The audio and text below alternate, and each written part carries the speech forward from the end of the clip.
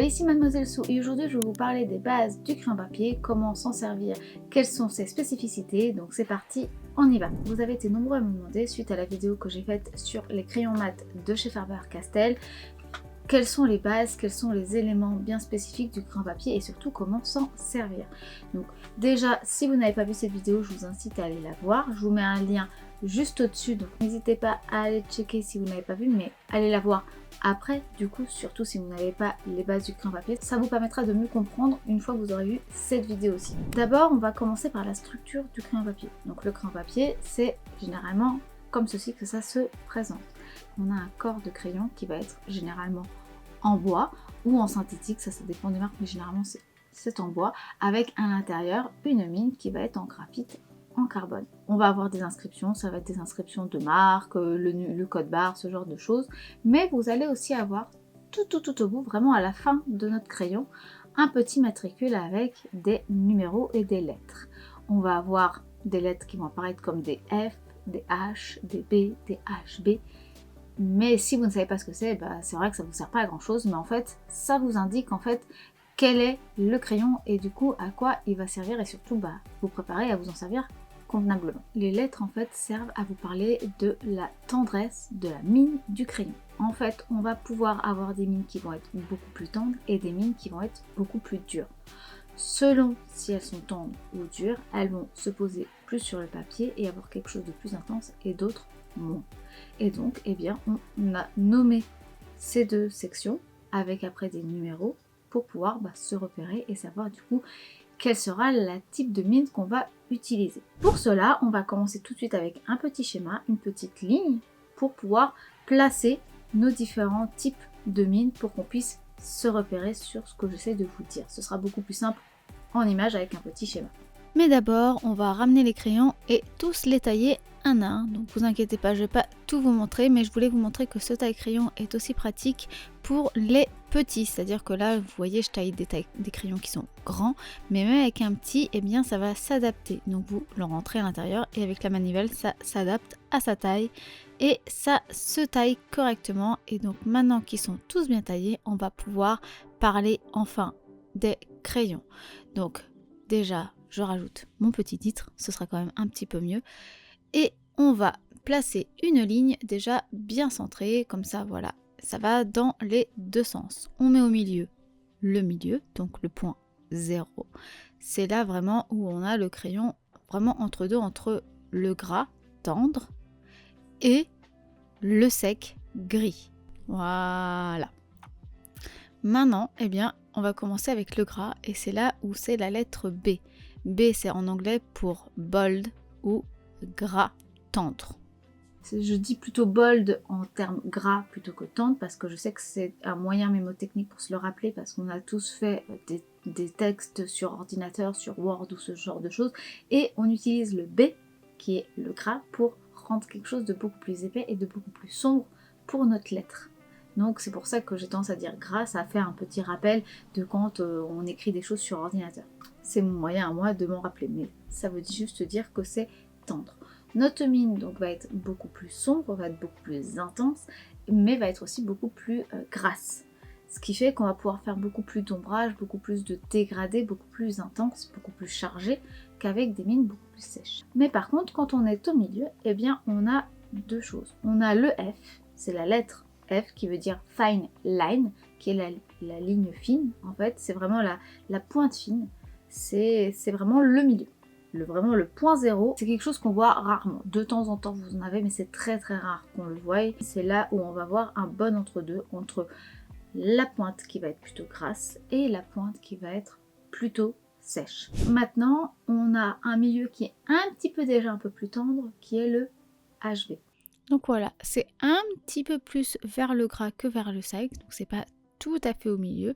Et ça se nomme HB pour hard, pour le H, et bold pour le B.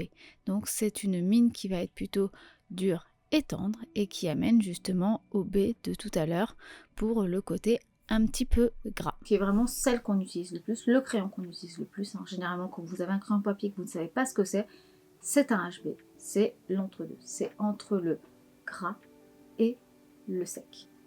C'est d'ailleurs pour ça qu'il a d'ailleurs les deux lettres H et B. C'est ce qu'on utilise le plus en fait. C'est que ça permet d'être un petit peu gras mais suffisamment sec pour être quand même pas utilisé trop rapidement ou pas trop tacher les choses, mais suffisamment gras quand même pour être utilisé un peu n'importe où. Donc généralement quand vous avez un crayon à papier, que vous ne savez pas ce que c'est, que vous en avez un dans votre trousse, c'est un HB. Et puis ensuite nous avons les H. Et là les H c'est ce qui est sec parce que le H veut dire hard. Hard donc ça veut dire dur, ça veut dire fort et du coup ça veut dire que la mine va être dure. Alors en vrai dans la traduction anglaise ils disent pas hard pour dur mais ils disent H pour half black, pour moitié noir, pour dire que c'est plus gris que noir. Moi je trouve ça plus cohérent de dire tendre et dur, c'est plus cohérent pour moi, mais dans la vraie traduction c'est half black, pour dire que c'est plutôt gris que noir. Et donc du coup c'est de fait plus clair que le gras, puisque de fait on a forcément quelque chose de plus clair. Nous avons donc les B pour ce qui va être gras et sombre, les HB et les F pour le milieu, et nous avons le H pour ce qui va être plus sec, plus pour le gris. Et maintenant il faut passer aux numéros, parce que souvent quand vous regardez vos crayons, vous avez du 2B, du 5B, du 6B, du 5H, du 4H, et puis vous savez pas trop ce que c'est. Et bien en fait, plus le numéro va être grand, plus on va aller dans quelque chose d'intense. Donc plus je vais aller vers des grands numéros dans les B, plus ma mine va être très tendre.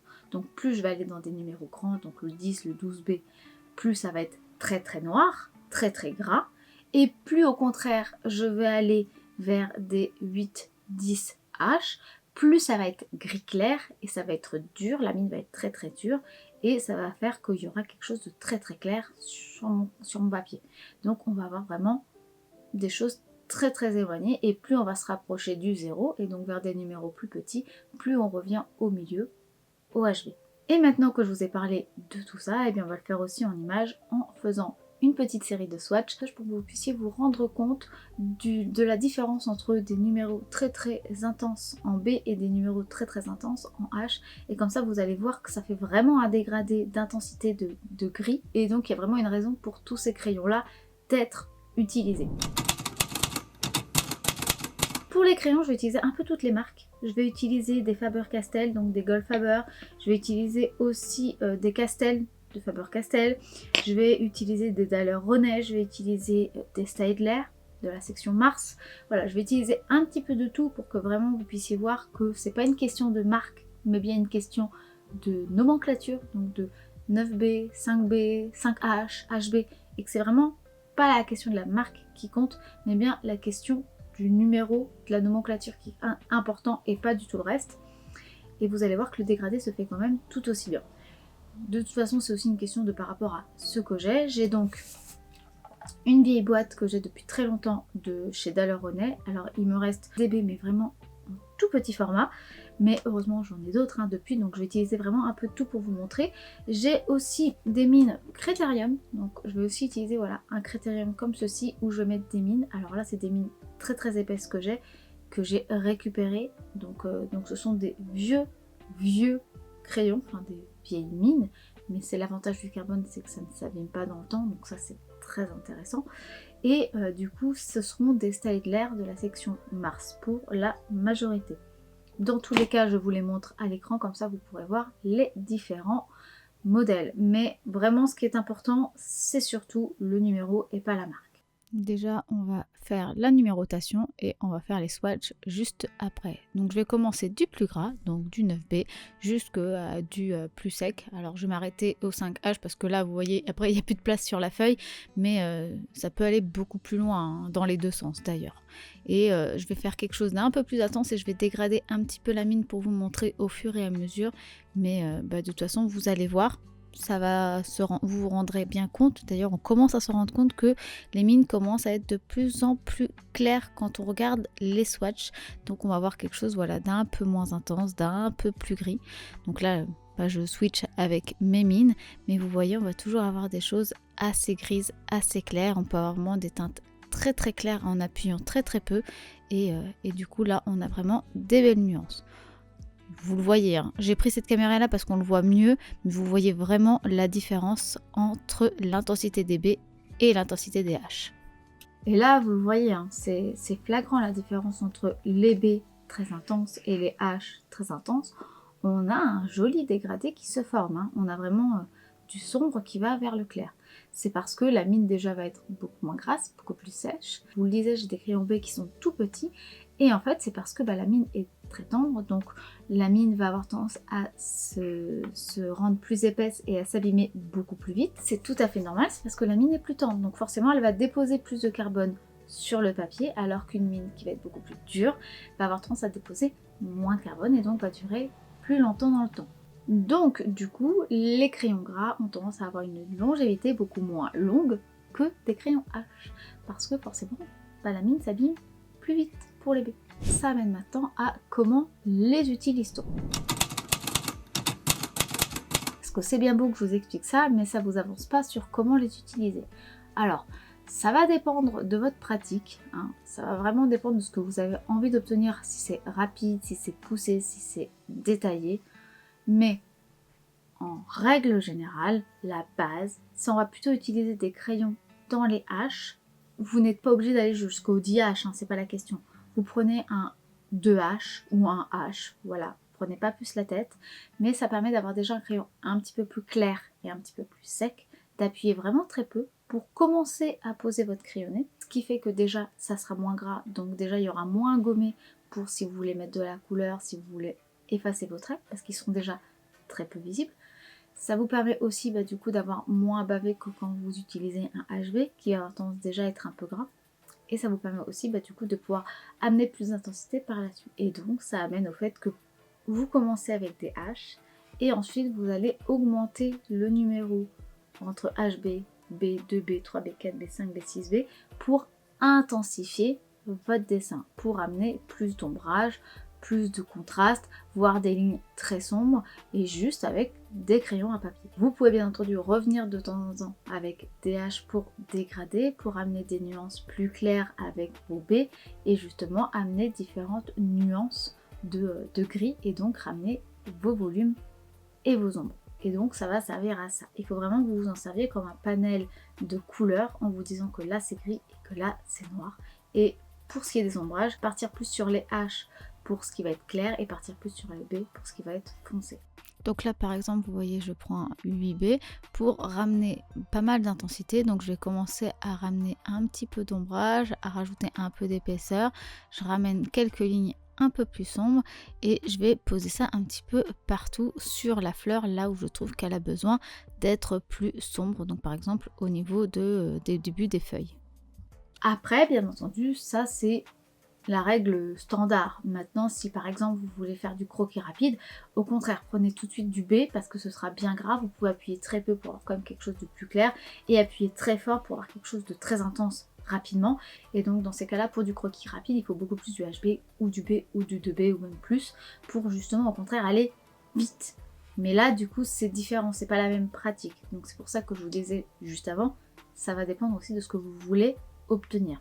Si vous êtes dans un dessin classique où vous voulez prendre votre temps, faire votre dessin puis pouvoir mettre de la couleur ou pouvoir faire le travail en noir et blanc ensuite, il vaut mieux commencer avec du H en appuyant très très peu.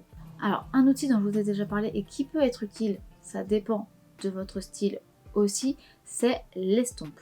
Alors l'estompe c'est un petit bâton en papier qui a été roulé et compressé et qui permet de pouvoir pousser le carbone et amener des dégradés et avoir comme ça des choses beaucoup plus floues et aussi permettre quand on a un grain de papier un peu important de permettre de bien combler toutes les aspérités pour pas qu'on ait des petits points blancs qui apparaissent quand on fait des ombrages en noir et blanc. Donc les sombres ça peut être très utile.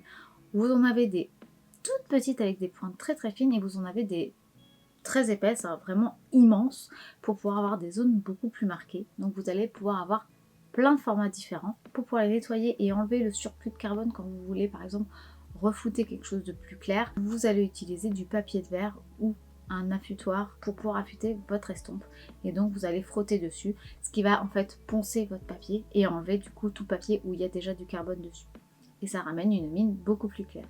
Donc on passe de ce genre de mine bien sombre à ce genre de mine beaucoup plus claire. Et encore, là je ne l'ai pas nettoyé totalement.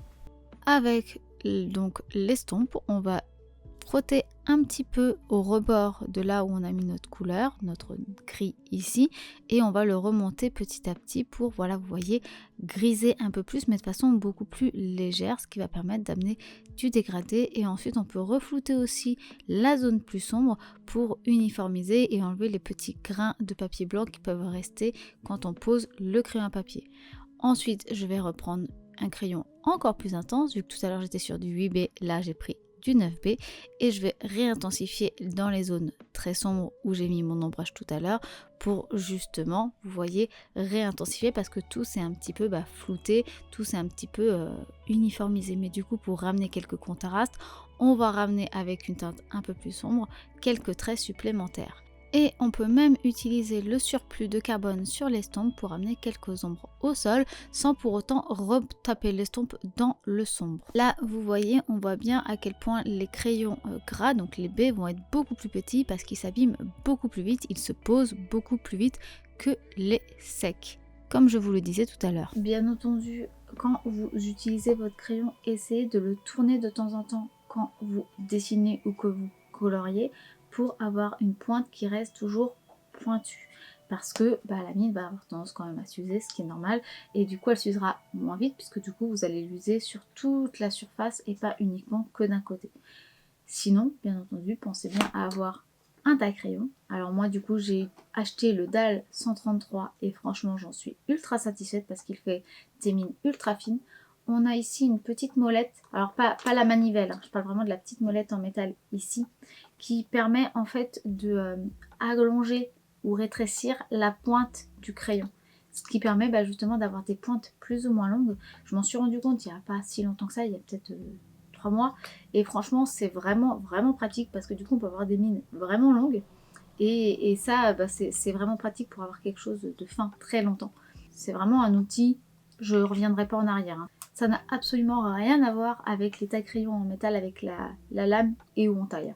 Je trouve ça beaucoup mieux. Et aussi beaucoup plus ajustable en plus de ce qu'on veut obtenir. Je n'ai pas eu de problème pour l'instant de vraies mines de casse ou de bois qui se cassent et tout. Franchement, ce genre de taille-crayon, c'est vraiment la vie. Franchement, je suis vraiment heureuse de ça. Voilà, donc là, vous avez déjà quelques bases de poser. Vous avez comme ça déjà les gras, les secs pour savoir à quoi ils servent, lesquels sont gras, lesquels sont secs.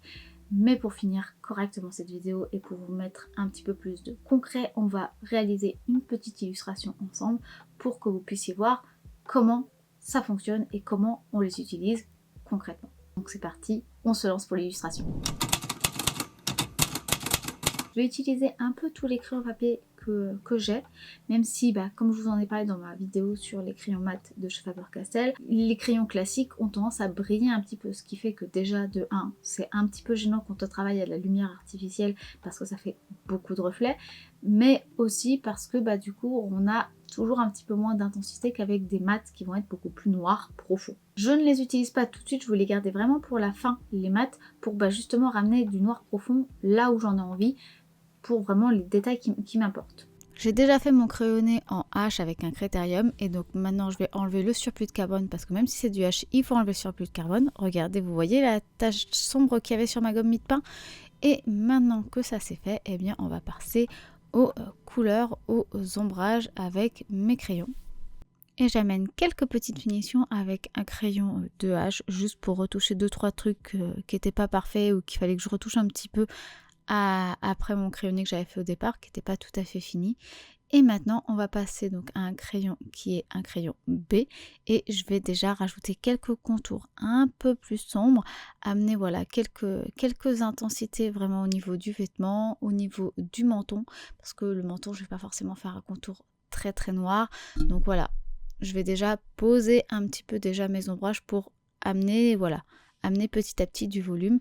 Vous voyez, mes traits ne sont pas uniformes, c'est-à-dire qu'il y a des parties qui vont être plus épaisses et d'autres beaucoup moins épaisses, beaucoup plus claires, et du coup l'avantage d'avoir déjà un crayonné en H, c'est que ça amène une continuité de quelque chose qui est sombre et qui va un peu plus clair et qui revient un peu plus sombre. Là, vous avez pu voir, j'ai amené un petit peu d'ombrage avec le B et je vais flouter et amener voilà des volumes avec mon estompe. Alors j'ai gardé la toute petite estompe pour justement faire les zones très légères, très petites au niveau du visage. Je regomme avec une gomme, donc là c'est ma Mono Zero de chez Tombow pour enlever quand il y a un petit peu trop et justement peaufiner un petit peu au fur et à mesure. Donc j'hésite pas à mettre un petit peu de carbone avec un B et je refloute et je regomme au fur et à mesure. Donc j'y vais vraiment petit à petit. Il vaut mieux y aller petit à petit et réassombrir au fur et à mesure que le faire trop d'un coup et être embêté. Là, je vais commencer à intensifier un petit peu plus le regard, donc c'est pour ça que je suis passée à un 2B. Vraiment, vous voyez, je commence avec des H, puis avec un B, puis là avec un 2B, et je vais ramener quelques ombres un petit peu plus intenses sur mon visage, et je vais voilà reflouter, reblender, réunifier tout avec mon estompe. Je n'hésite pas de temps en temps, même si je ne vous montre pas, à réaffûter mon estompe pour pas qu'il y ait trop de carbone. Et là, je vous montre qu'avec une feuille, eh bien, je vais protéger mon dessin parce que comme c'est gras maintenant, eh bien, je risque de mettre avec ma main un contact sur le carbone et faire tout baver. C'est ce qui fait que des fois, on a des feuilles qui sont un peu grisées autour de notre dessin. C'est parce qu'on a fait glisser le carbone dans des zones qu'on ne voulait pas. Donc, c'est important de poser sa main sur une feuille vierge à côté.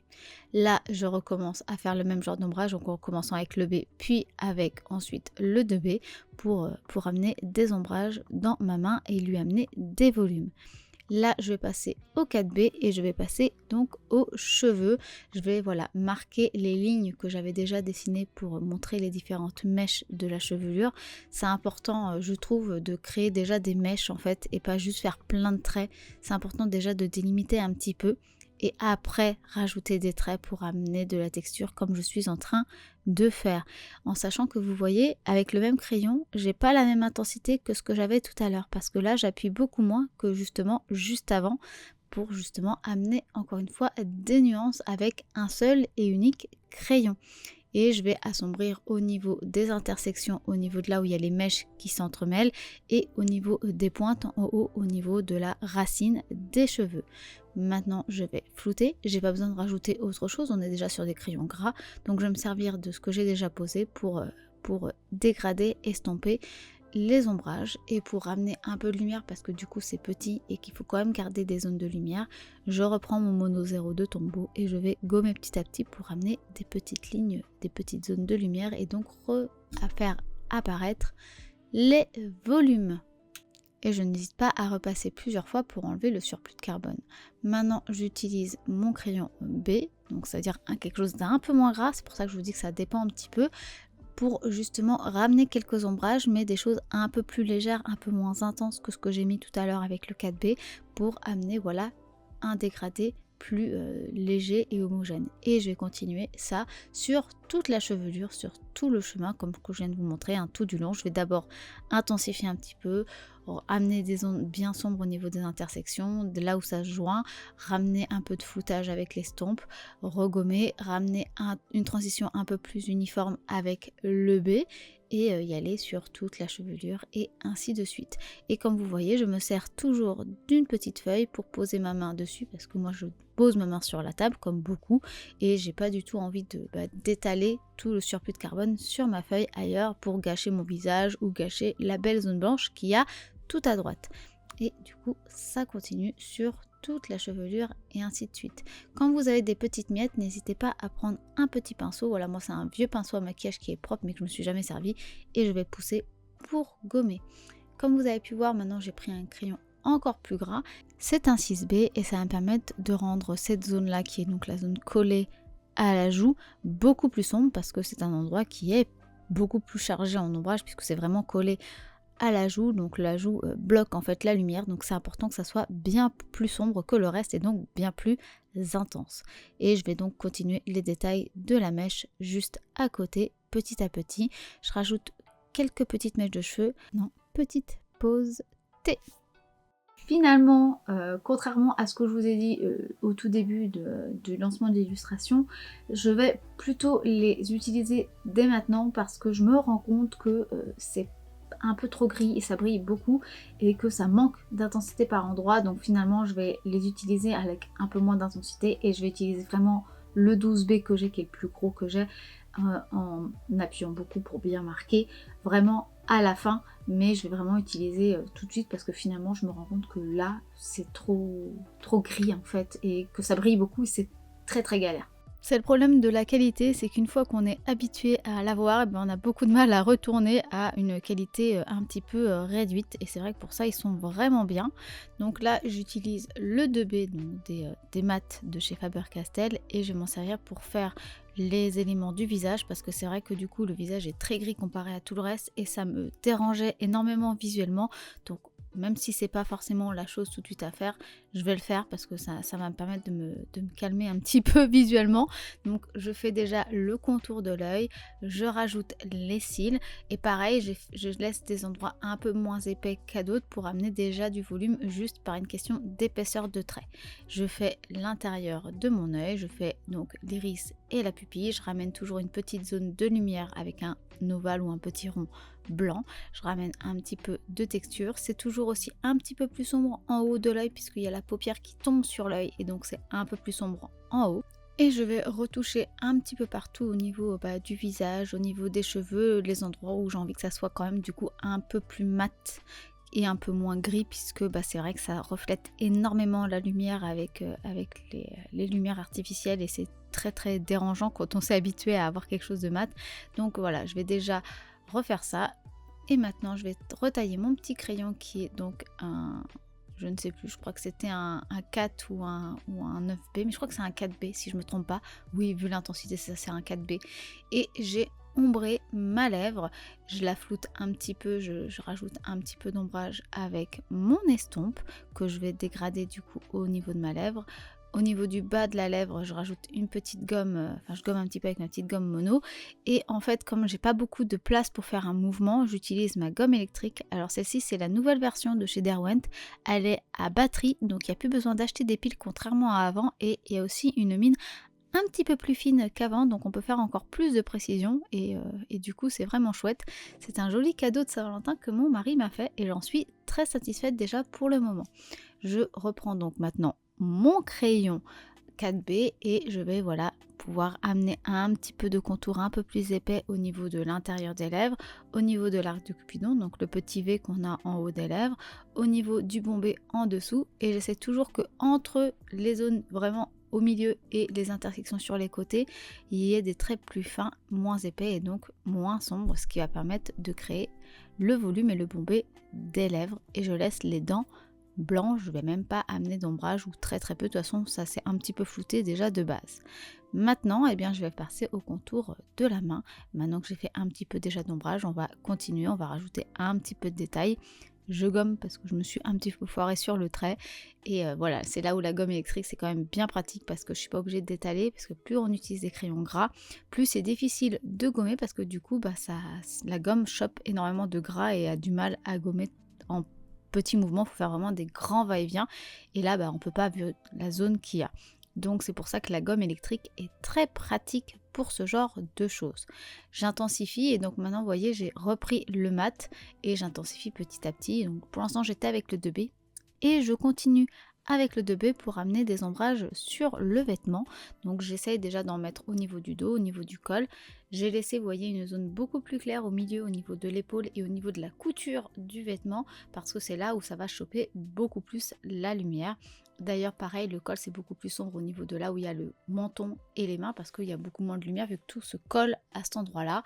J'ai rajouté une petite ornementation qui n'est pas encore vraiment dessinée, donc pareil au niveau de cet endroit là en bas c'est un peu plus sombre et je floute tout avec mon estompe. Et comme vous avez pu le voir, je l'ai fait en 2 voire 3 étapes. Faut pas hésiter à mettre une intensité, flouter, remettre une intensité avec le même crayon parce que j'appuie pas forcément fort au départ, je floute, je réappuie un peu plus fort ou même je réappuie de la même manière, ça permet de déposer plus de matière et au fur et à mesure ça va s'assombrir. Il vaut mieux y aller étape par étape que faire tout d'un coup et après avoir trop ou faire marquer le papier.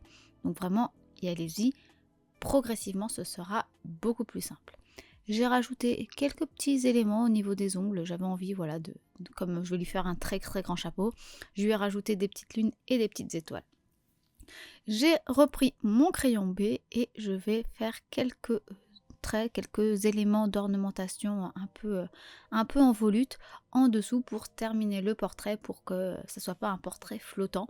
J'ai envie, voilà, ces derniers temps, j'ai envie de finir un petit peu plus mes portraits pour que ça se coupe de façon nette et élégante, et pas que ça soit coupé juste parce que bah, c'est la fin de la feuille. Et par contre, voilà, j'ai pris du coup là le 12B, j'ai vraiment pris la teinte la plus sombre pour vraiment refaire mes contours et que ça soit bien sombre. Je continue avec ce crayon pour assombrir mon chapeau qui va être intégralement noir parce que bah, je me suis rendu compte que ce serait super bien pour une question de contraste, pour vraiment faire popper le personnage. Donc pour ça, eh bien, je vais vraiment frotter à plat en faisant des ronds ou des va-et-vient, mais même mes va-et-vient, j'essaie quand même qu'ils soient un peu arrondis et je le fais surtout dans tous les sens. Vraiment, on va les mettre un peu dans un sens, puis après on le fait dans l'autre et puis on fait des diagonales et j'y vais petit à petit. Je n'oublie pas de tourner mon crayon au fur et à mesure pour justement abîmer la mine de façon homogène, pour vraiment l'utiliser correctement, vraiment essayer de récupérer le plus possible de mine en fait. Et maintenant je vais utiliser mon estompe pour flouter, pour qu'on enlève les petits points blancs du grain du papier que vous voyez encore, vu que j'ai pas appuyé non plus comme un bourrin, j'avais pas envie de faire des grosses traces de crayon. Donc on pose d'abord petit à petit le carbone en frottant, en faisant des ronds, en coloriant, et je blende petit à petit avec l'estompe. Et petit à petit, vous voyez, ça permet de rendre ça beaucoup plus uniforme. Et donc, voici. J'aurais pu pousser plus les ombrages, mais je vous avoue que je me suis dit que ça suffisait largement pour que vous puissiez bien comprendre ce que j'essaie de vous expliquer pendant cette vidéo. Donc, on peut avoir des choses très intenses comme le chapeau, ou les contours que j'ai pu faire pour les cheveux, pour les yeux, et on peut avoir des choses très claires comme les ombrages très délicats que j'ai amenés sur le visage, qui sont à peine visibles et qui seront beaucoup plus visibles en vrai que en vidéo, comme toujours. Mais voilà, c'est pour vous dire que c'est totalement réalisable et que voilà, là il n'y a que du crayon papier, il n'y a pas de feutre, il n'y a pas de quoi que ce soit d'autre, il y a vraiment du crayon papier, l'utilisation d'estompes et de gomme, et c'est tout. Et du coup, comme je vous disais, c'est que vous voyez, j'ai quand même utilisé du coup pas que les crayons mat. Et c'est vrai que si je l'incline, on a quand même des reflets. Alors, on en a quand même moins parce que du coup, j'ai quand même remis du noir. Mais on en a. Et c'est là où encore, même si c'était pas le sujet de la vidéo, je continue à dire que cette gamme-là est vraiment géniale. Contrairement aux crayons que j'ai d'habitude, qui sont du coup très brillants. Cela, si vous voulez faire du dessin en noir et blanc, c'est quand même vachement mieux. Vraiment. Cette vidéo est maintenant terminée. J'espère qu'elle vous aura plu, qu'elle vous aura un petit peu instruit ou fait quelques petites piqûres de rappel. Si c'est le cas, n'hésitez pas à liker cette vidéo si ce n'est pas encore fait. Vous pouvez la commenter et la partager, ce qui soutiendrait la chaîne et permettrait de la faire vivre un petit peu.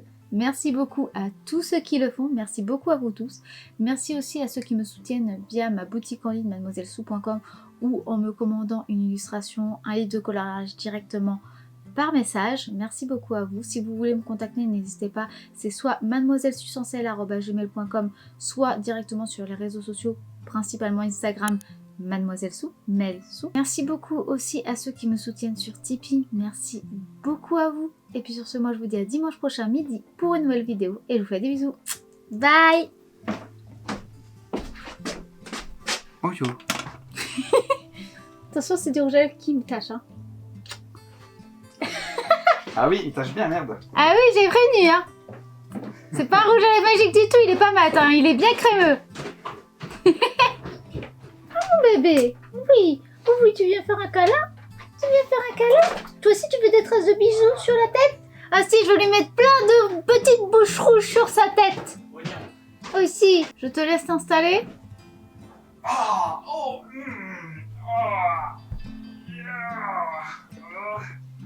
C'est gentil de me faire du contenu pour le bonus de fin de vidéo. Merci. Avec plaisir. Tu paieras pas le royalties. Les royalties en bisous alors.